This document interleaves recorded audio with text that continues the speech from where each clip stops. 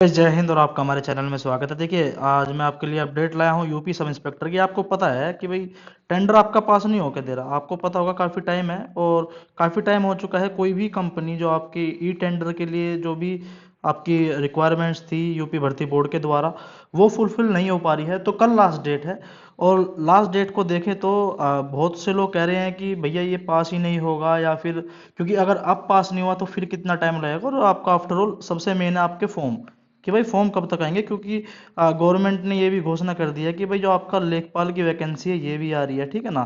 तो मैं सब कुछ बताने वाला हूँ। फर्स्ट ऑफ ऑल माफी चाहूंगा, कुछ लोग कह रहे थे कि भैया आप कहाँ चले जाते हो बीच बीच में। तो भाई साहब थोड़ा सा पारिवारिक समस्या थी, घरेलू समस्या थी, तो उसमें उलझा था मैं। अभी थोड़ा लगता है कि हाँ, मैं 2-4 दिन में बिल्कुल फ्री हो जाऊंगा।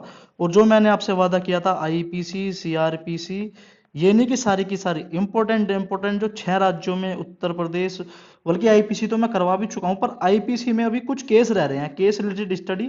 वो तो आईपीसी तो मैं पढ़ा चुका हूं, पर केस की जो केसेस हैं इंपॉर्टेंट इंपॉर्टेंट, उसकी मैं अलग से वीडियो लाऊंगा। सीआरपीसी तो पूरी रह रही है। और जो पर्यावरण संरक्षण अधिनियम, आईटी एक्ट वगैरह वगैरह, ये 28 अधिनियम है। अगर आप टोटल देखो तो कई ये 3 से 4 हजार धाराएं हो जाती है, जो कि एक एक्सपीरियंट के लिए याद करना लगभग लगभग नामुमकिन है। भाई अगर आप 3 हजार धारा याद कर लोगे तो मुझे तो नहीं लगता कि भैया फिर आप कुछ और याद कर पाओगे, क्योंकि आपका यूपीएससी का सिलेबस इतना बड़ा है भाई साहब कि मैथ्स ले लो, रीजनिंग ले लो, मैथ में भी एडवांस मैथ, अलजेब्रा वगैरह सब कुछ ही आता है। और जो इसका पेपर का लेवल होता है अच्छा खासा होता है। 2016 में अगर ऐसा आया तो आप सोच के देख सकते हो तो कि 2020 में कैसा आएगा। तो ये मैंने थोड़ा सा वादा किया था कि हाँ मैं इसके बारे में कुछ करूंगा, बट मैं सॉरी अभी थोड़ा बिजी था। बट हाँ, मैं 2 से 4 दिन में जैसे ही फ्री होता हूँ मैं पक्का आपके लिए सब कुछ कराऊंगा। सो प्लीज़ चैनल को सब्सक्राइब करें।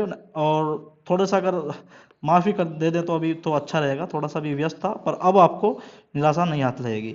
देखिए, बात करें कल, कल की बात करें, कल तक आपका टेंडर फाइनल होना है। और तकरीबन तकरीबन देखो, सबसे पहली बात तो ये अभी तक जो आज तक की अपडेट है, अभी तक कोई भी भर्ती फाइनलाइज नहीं हुई है। जैसा कि मैं फेसबुक, जो हमारा फेसबुक ग्रुप है, मैं वहाँ पर भी आपको बताता रहता हूँ। तो फिलहाल तो उम्मीद ये लग रही है कि कल भी आपकी कंपनी फाइनल नहीं होगी। देखो, मैं ये नहीं कह रहा 100%, वो भर्ती बोर्ड जाने, पर जो लग रहा है देखने को, भाई अभी तक आपकी कोई कंपनी फाइनल नहीं हुई है, तो एक दिन में आपकी कौन सी कंपनी फाइनल हो जाएगी। तो मोस्ट एक्सपेक्टेड ये है कि फिर से एक्सटेंड होगी डेट। देखो, भर्ती बोर्ड का एक नियम है, जब तक तीन कंपनी कोई भी टेंडर के लिए सामने नहीं आती, तब तक भर्ती बोर्ड कोई फाइनल डिसीजन नहीं लेता। ये नियम है एक तरीके से कि भाई 3 कंपनी तो होनी चाहिए और उसमें से फिर एक को टेंडर दिया जाए। बट आपको पता है कि भाई 2 ही कंपनी आ रही हैं आगे, बार बार बार बार हम डेट बढ़ाए जा रहे हैं और 2 ही कंपनी आगे आ रही हैं। इसका मेन कारण है पैसा, ठीक है ना, पैसा। क्योंकि आपको पता है टीसीएस हो गया और ये आपका विप्रो हो गया, ये अच्छी खासी कंपनी है। बट सरकार अगर टेंडर में अच्छा खासा पैसा देगी तो ही कंपनी अच्छी आएंगी, क्योंकि सब प्रॉफिट देखते हैं। अगर आप बात करें विप्रो की, टीसीएस की, वैसे हालांकि 49,568 टीसीएस नहीं कराया था, बट अभी उनको या तो कोविड-19 की वजह से मान लो, पर जहाँ तक है कि भाई उनको पैसे की कमी लग रही है, कि जो यूपी सरकार ने पैसा अलॉट करा है ई टेंडर के जरिए कि भाई हम इतना आपको पैसा देंगे, शायद उनको इसलिए कम लग रहा है। और पूरे आप सोच सकते हो कि पूरे भारत में क्या सिर्फ 2 ही कंपनी है एग्जाम कराती होंगी? 18 से 20 कंपनियां हैं भाई जो एग्जाम कराती हैं, स्टेट स्टेट। तमिलनाडु में और बहुत सी, मैं कह रहा हूँ आपको पता भी नहीं होगा इतनी कंपनियों के नाम जो एग्जाम कराती हैं ऑनलाइन। बट सबसे मेन रीजन है क्योंकि भाई एक तो आपको ऑनलाइन कराना पड़ेगा एग्जाम, ठीक है ना।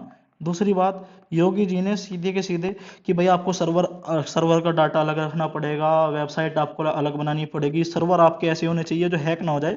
क्योंकि योगी जी ने साफ आदेश दिए हैं कि भाई जो आपको पता है ऑनलाइन एग्जामिनेशन में हैकिंग का खतरा थोड़ा सा रहता है, ठीक है। जैसे कि आपने देखा होगा एसएससी 2016 में जब ऑनलाइन पेपर हुआ था, तो ऑनलाइन पेपर को कुछ हैकर्स ने हैक कर लिया था। और बहुत से बच्चों से, जो दलाल वगैरह होते हैं, उन्होंने हैक कराया था और बहुत से बच्चों से कई लाख रुपए लिए थे, और बल्कि उसका पता चल गया था। बट ये बात है, क्योंकि योगी सरकार इस जो ये जो भर्ती है इसका फ्लो नहीं बिगाड़नी चाहती। योगी सरकार का जो मानना है कि ये जून 2020 तक इनको ये भर्ती कंप्लीट करनी है। इसी वजह से कोई अच्छी कंपनी आ जाए तो ठीक है, वरना इन 2 कंपनी में से भी जो एक कंपनी है वो अच्छी है। अब बात यह है कि अगर कल तक टेंडर नहीं मिलता, अगर कोई कंपनी टेंडर के लिए आगे नहीं आती, तो भर्ती बोर्ड का सिर्फ यही है, भर्ती बोर्ड और ये करेगा, आप देख लेना। 21 तारीख, जो आज क्या तारीख है, 23-24 तारीख को ना हुआ तो 25 से लेकर 26 तारीख के बीच में जो ये नियम है कि भाई 3 जो है कंपनी टेंडर के लिए सामने आनी चाहिए, इसको हटा के 2 कर दिया जाएगा, और जो 2 कंपनी है ये ऑलरेडी इनमें से एक कंपनी को फाइनल कर दिया जाएगा। कहने का मतलब ये है कि भाई साहब आपका देखो सितंबर तो चला गया ऐसे ही। सितंबर में तो अगर कोई अगर मान के चलो कल भी अगर कोई कंपनी फाइनल होती है तो वो अपनी वेबसाइट अलग बनाएगी जिस पे आप फॉर्म डालोगे, उसका जो लिंक दिया जाएगा वो यूपीपीआरबी की वेबसाइट पर दिया जाएगा, और वो यूपीपीआरबी की साइट नहीं होती, वो वेबसाइट अलग बनाई जाती है, सर्वर का लिंक आपका हर जगह डाल दिया जाता है।